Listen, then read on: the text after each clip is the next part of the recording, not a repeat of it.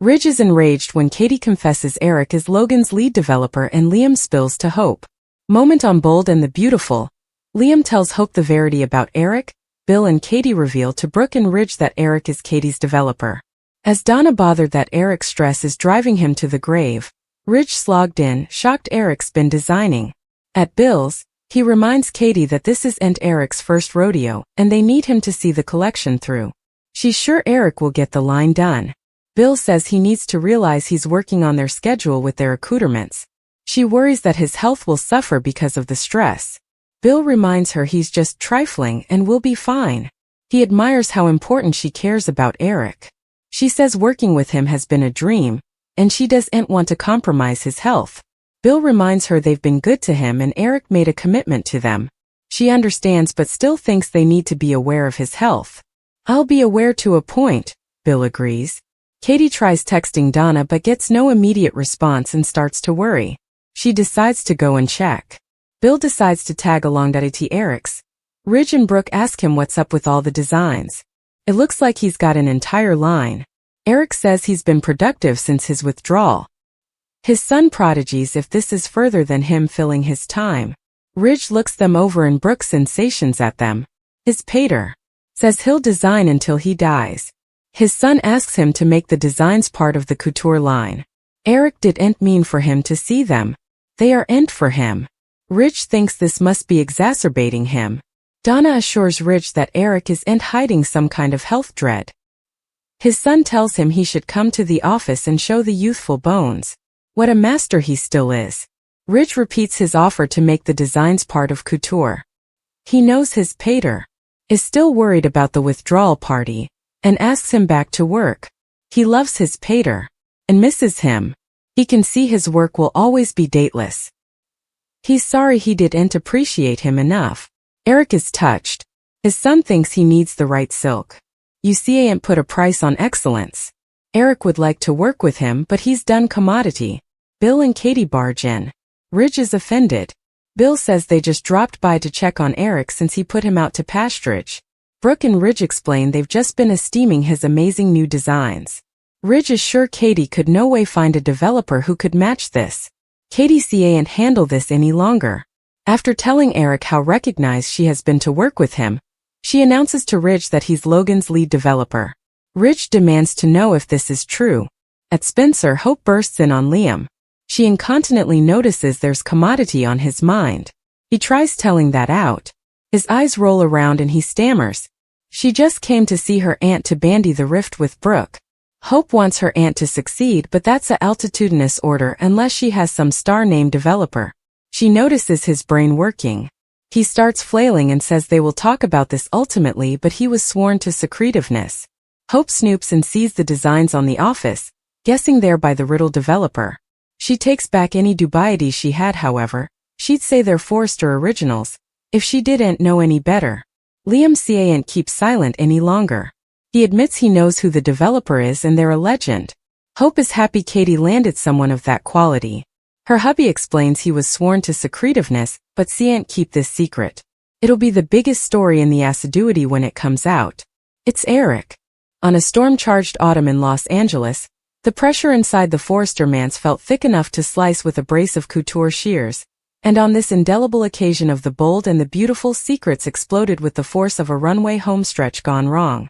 The drama began still, nearly deceptively so, with Katie Logan pacing the polished bottoms of Spencer Publications, her phone gripped tightly in her hand as solicitude lines etched deeper across her face. She had always admired Eric Forrester. Admired him not just as a Goliath of fashion, but as a gentle, passionate artist whose heritage shaped the veritably fabric of Los Angeles couture. Working with him on Logan's ambitious new fashion house had felt like fortune fulfilled. But fortune, she was beginning to sweat, came at a cost. Eric's recent pullout from Forrester Creations had shaken the assiduity, and though he claimed he was simply stepping back to breathe, to reflect, to produce freely, Katie had seen the fatigue in his eyes, the subtle earthquake in his hands when deadlines impended. Bill Spencer, ever the realistic Napoleon, stood establishment that Eric would deliver their collection on time. To him, the cooperation was major. Logan launching with the fabulous Eric Forrester as supereminent developer was an achievement that would shoot shockwaves through the fashion world. This isn't his first rodeo, Bill reminded Katie with that familiar mix of arrogance and confidence. He's trifling with stress. He'll be fine. But Katie was induced. She knew brilliance frequently masked vulnerability. She had watched Eric push himself ahead, watched him chase perfection as though mortality itself were a contender nipping at his heels. She texted Donna, hopeless for consolation, but silence met her plea. The silence only amplified her fear. Determined, she decided to check on Eric herself. Bill, seeing both a brewing extremity and an occasion to assert control, claimed on tagging along. Meanwhile, across city at Eric's estate, the atmosphere carried a different electricity. Bolts of silk and chiffon lay draped across mannequins like sleeping swans. Sketches covered every flat face, vibrant and enterprising, echoing a belle époque of creativity. Forrester stood in stupefied silence as he surveyed the designs, an entire line cohesive and stirring, easily the work of a master at the height of his powers. Logan, always intuitive, felt the emotional current humming beneath the beauty of the garments. Eric, proud yet guarded, explained that his so-called pullout had liberated him. Free from boardroom politics, he'd set up his poet again. "I'll design until I die," he declared with a glint in his eye that was equal corridor defiance and devotion. Ridge's expression softened. For all their contest, for all the times of colliding fancies and bruised self-esteem, Ridge loved his father deeply. He prompted Eric to bring the designs into the Forrester Couture line, to show the youngest generation what true art looked like. He confessed remorse for not appreciating his father's genius more openly, remorse for letting pride wedge distance between them. Eric was visibly moved. The idea of working alongside Ridge again, of blending heritage with elaboration, dragged at his heart.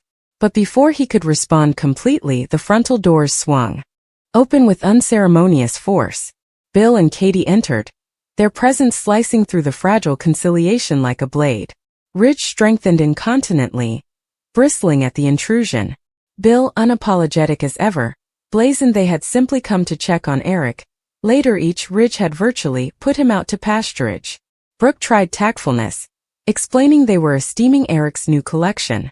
Ridge, unfit to repel a pointed poke, remarked that Katie would no way find another developer able of similar nobility. The air grew charged.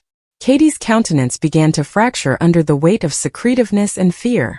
She had carried this verity too long, balancing fidelity to Eric with fidelity to family. Her voice quivered but didn't break as she praised Eric for making her dream a reality. Also, in a moment that would resonate across Los Angeles, she confessed Eric Forrester was Logan's lead developer. Silence followed, stunned and suffocating. Ridge's eyes darkened with fury. "Is this true?" he demanded, treason etched across his features. Eric didn't incontinently answer, and that vacillation spoke volumes. Ridge felt blindsided, not simply by the business treason but by the particular crack of being barred from his father's secret revitalization. To him it wasn't just competition, it was a fracture in trust. Brooke, caught between her family and the father of her children, felt the room spinning. The Logan Forrester peak, formerly fragile, hovered to resolve irreparably. Away at Spencer Publications, another secret teetered on the edge of exposure. Hope Logan burst into Liam's office, her presence bright yet probing. She incontinently tasted commodity amiss in her hubby, the way his eyes darted, the way his words tangled awkwardly. She had come to bandy the rift between Brooke and Katie, to express her stopgap that her aunt's new fashion adventure might succeed. Yet she admitted similar success would bear a star developer of monumental quality. As she spoke, Liam's internal battle boosted. He'd sworn confidentiality, bound by a pledge that felt heavier with every passing second. Hope's aspect drifted to the sketches on his office, designs so exquisite they radiated heritage. However, she mused, I'd say these were Forrester originals, if I didn't know more. Her suspicion was razor sharp. Liam's resoluteness cracked. He confessed he knew the identity of the mysterious developer, and that the disclosure would rock the assiduity. When he eventually uttered Eric's name, Hope's eyes widened with astonished delight. For a transitory moment, pride transcended concern. Katie had secured a legend. Logan's debut would not just contend, it would dominate captions. But that pride snappily tangled with apprehension. What would this mean for Ridge? For Brooke? For the fragile alliances holding their families together?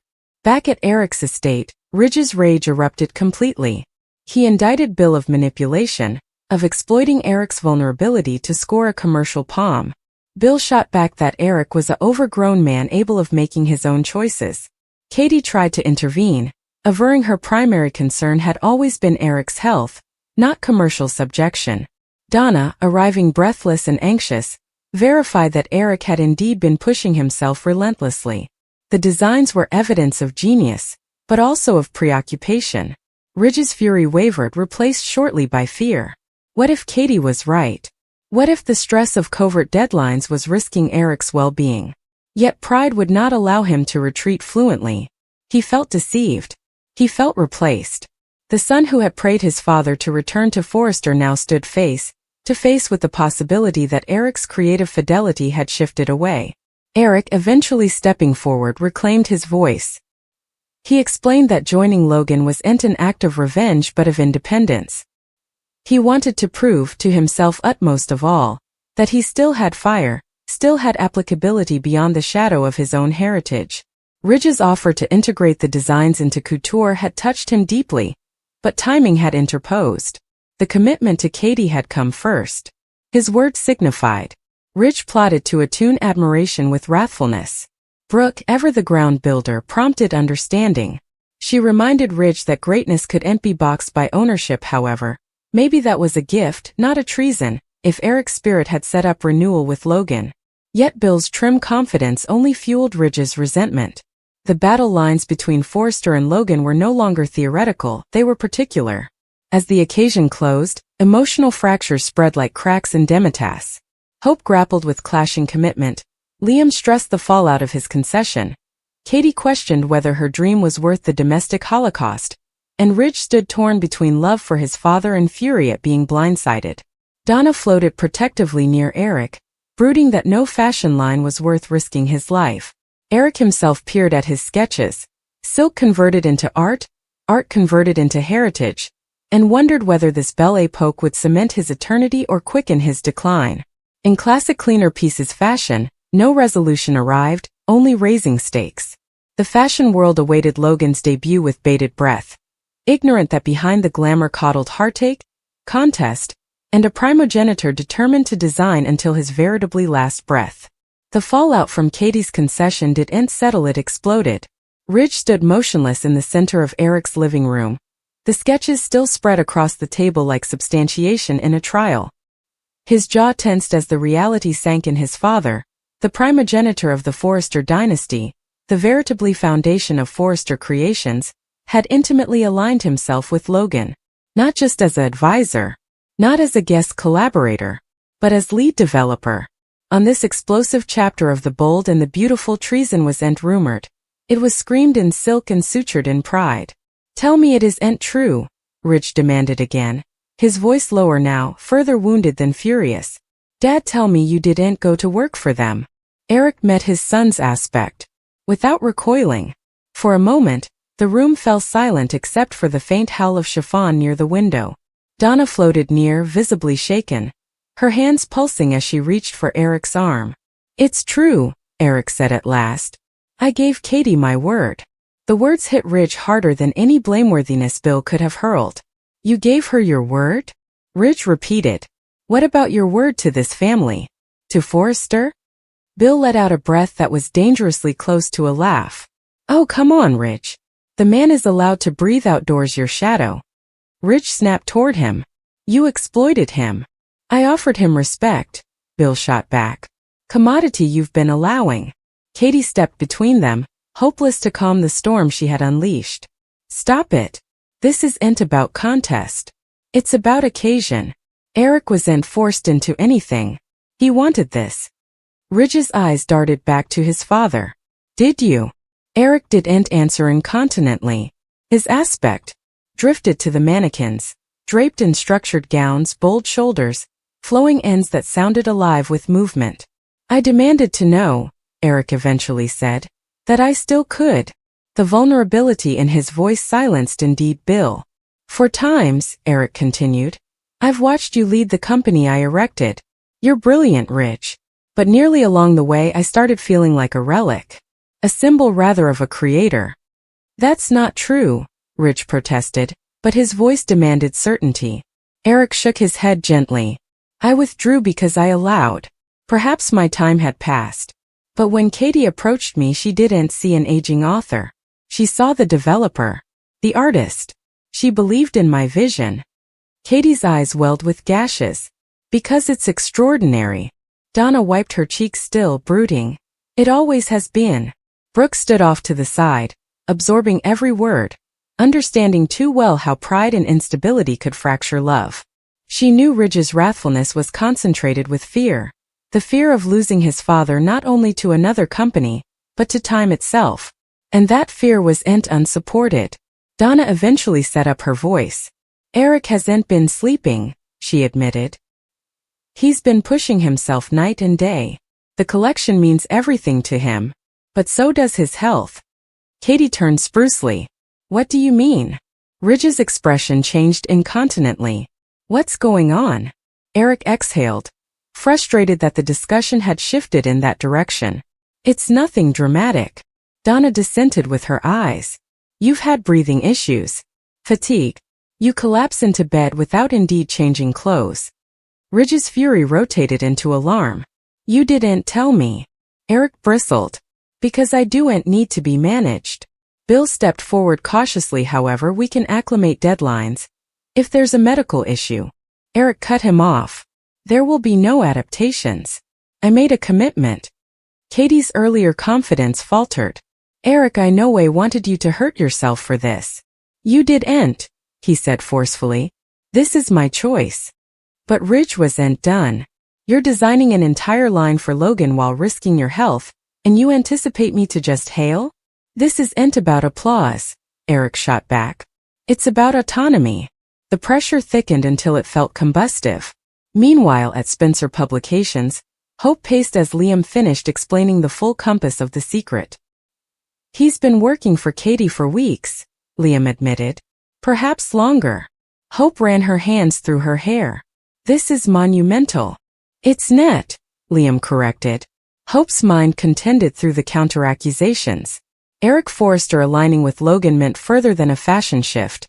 It meant the balance of power in Los Angeles Couture had shifted overnight. Ridge is going to be devastated, she muttered. He formerly is, Liam replied. You should have seen him when Katie told him. Hope stopped pacing. You were there. I walked by on the fate. Her expression softened with solicitude. This could destroy what little peace our families have left. Liam jounced. And when the collection launches, the media delirium will be insane. Hope goggled at the sketches again. They're beautiful. Classic Eric. Dateless. That's what makes it worse, Liam said still. If they succeed, it proves he didn't need Forrester. Hope absorbed that. Forrester Creations had always been synonymous with Eric. Seeing him thrive outside it would rewrite history. Back at the manse, Ridge's wrathfulness coddled into commodity, quieter but more dangerous. You're choosing them over us, he said. Eric's face tensed. I'm choosing myself. The distinction landed heavily. Brooke eventually stepped in. Ridge, this doesn't abolish your father's heritage. It expands it. Bill folded his arms. Exactly. Ridge glared at him. Stay out of this. Katie's phone buzzed suddenly. She glanced at it. Assiduity cautions formerly assuming about Logan's riddle developer. They're smelling around, she said anxiously. Bill scowled slightly. Good. Ridge turned to Eric one last time. If you go through with this, understand commodity. You won't just be contending against Forrester. You'll be contending against me. Eric's eyes flitted with pain. I formerly have been. The statement sliced through Ridge like a blade. Donna heaved vocally. Brooke's heart visibly broke. Ridge swallowed hard, also walked out without another word. Silence dallied long after the door closed. Katie looked at Eric, guilt and admiration warring inside her. I no way wanted to come between you and your son. You didn't, Eric said gently. That peak was long before you. Bill checked his watch. We need to get ahead of the narrative. If this leaks unbridled, It will, Brooke intruded still. It always does. And she was right. By morning, captions were beginning to form. At Forrester Creations, whispers moved briskly than espresso orders.